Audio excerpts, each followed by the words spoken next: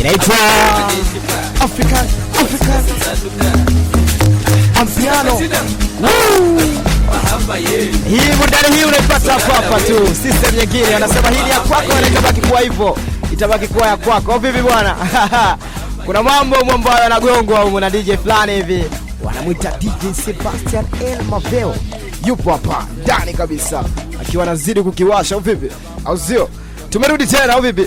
Bado tupo on, bado tupo fire, bado tupo full mzuka, full gorilla, full yeah.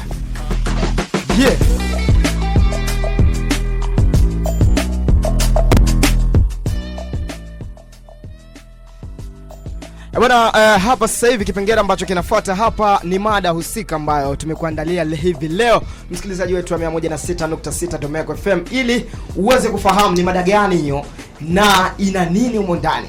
Bwana, tunaungana na wenzetu hapa, tunaungana na Felix Fabian, John Pius pamoja na Tito Godwin ili yeah, mpo sawa? Waja. Naona leo full mzuka bwana. Naona raw. Wanasema raw. As usual. Mko poa?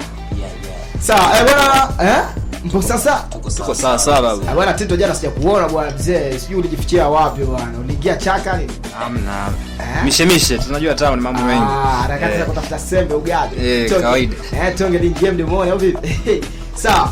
Msikilizaji wetu wa 106.6 Domeko FM, unaweza ukaungana kwenye mada yetu kwa kupitia namba za simu za 0766449320.